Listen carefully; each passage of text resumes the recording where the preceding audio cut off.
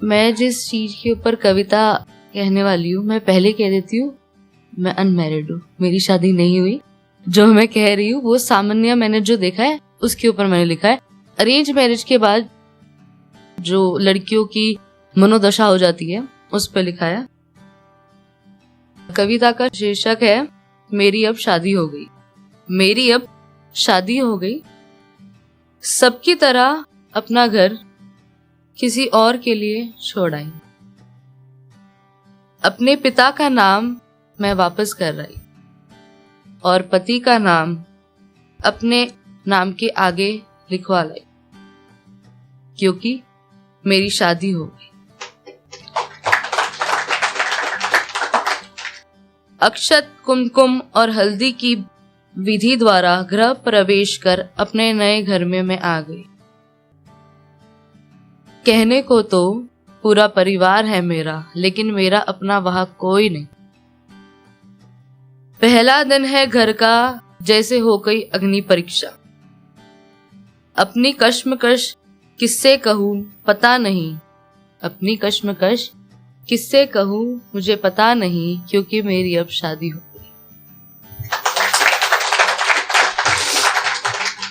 माता पिता कहते चलो बेटी अपने घर गई।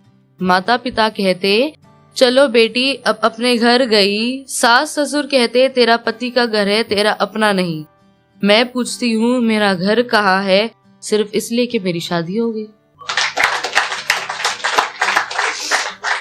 शादी से पहले मैंने चाहा किसी और को, शादी से पहले मैंने चाहा किसी और को, पर शादी किसी और के संग करवाई।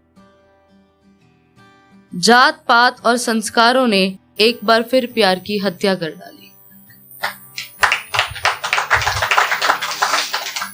शादी के बाद किसी और से प्यार करना गलत है, पर प्यार किसी और से और शादी रचाई गई किसी और से, क्या वो सही है?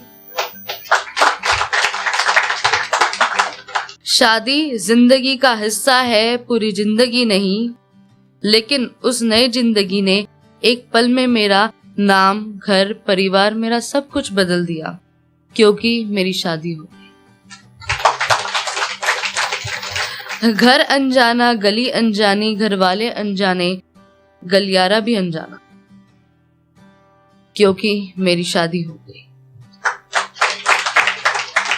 शादी में सब पसंद का लाया गया, शादी में सब कुछ पसंद का लाया गया, मगर मेरे पसंद का दुल्हा नहीं लाया गया। पत्नी तड़प रही है बात करने के लिए, पर जाने हुए अनजान पति ने अपने पत्नी के जज्बात नहीं समझे और ना कदर करी। लड़कियों की जिंदगी शादी के बाद क्या होती है, अब मैं क्या ही बताऊं कि अपने पिता से मिलने के लिए भी पति की इजाजत लेकर जाना पड़ता है। अब मेरी चीजों का क्या? जब हम लड़कियां शादी करके गहने, नई नई साड़ियां, दहेज का सामान ले जाते हैं। दहेज का सामान सामान्य तौर से घर वालों के लिए या घर में यूज हो जाता है, लेकिन जो लड़कियां जेवर लाती है, जो माता पिता जिस आशीर्वाद प्रेम के साथ उन्हें देते हैं, वो उनका पर्सनल होता है। अगर घर गृहस्थी की जिंदगी का सारा बोझ या पूरी जिम्मेदारी अगर लड़की पे दे दी जाती है, लेकिन कुछ इन-लॉज ऐसे होते हैं, मैं किसी को पर्टिकुलर पॉइंट आउट नहीं कर रही, कि वो कहते हैं कि तेरा जो भी सामान है हमें दे दे, तुझे जब जरूरत होगी हम दे देंगे। और वक्त आने पे कई बारी देते, कई बारी ना दे, अपने पास रख दे, उनको कोई दिक्कत हो बेच दे, कुछ भी कर सकते हैं। Nobody can interpret. ओके, सो उस पे मैं एक लाइन कहूंगी, अब मेरी चीजों का क्या? अपनी अमानत दूसरे संजोते हैं, बेटी तेरा ही है कह के खुद हक जमाते हैं। क्यों? मैं पूछती हूँ क्यों? तो उन्होंने कहा क्योंकि अब तेरी शादी हो गई। पत्नी हो या बहू, बंधन है नई गृहस्थी का, सारी जिंदगी सबको सारी इच्छाएं पूरी कर देती, अपने दर्द को कुर्बान कर घर परिवार को खुशियों से भर देती।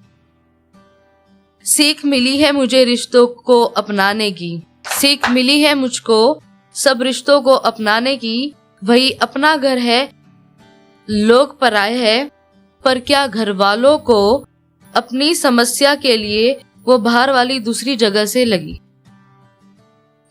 घर वालों को वही बहू बाहर वाली और दूसरी जगह से आई हुई लगी। मुझे कौन है समझने के लिए, मैं अकेली सबको समझूं, पर मुझे बेटी नहीं बहू समझे। या ये समझूं कि नई गृहस्थी में संभलने की प्रक्रिया है, या यही मेरी गृहस्थी है सिर्फ इसलिए कि मेरी शादी हो गई। मेरी कविता यही समाप्त होती है, पर मैं एक चीज खुद से कहना चाहूंगी कि जितने भी यहाँ पे लड़के हैं, कल को आप हस्बैंड्स बनोगे, अरेंज मैरिज और लव मैरिज हो मैटर नहीं करता, पर इतना कहूंगी कि न्यूली मैरिड वुमन होती है, चाहे लव मैरिज हो, कितनी भी कंफर्टेबल हो वुमन आपके साथ, लेकिन उसके लिए वो घर नया है, उसके लिए आपका वो रूप अलग होगा जब वो आपके साथ रहेगी। तो प्लीज उनको भी कंफर्टेबल फील करवाइए, वो भी आपको करेगी। हंसी खुशी पूरा जीवन जिएगा। जय श्री राम।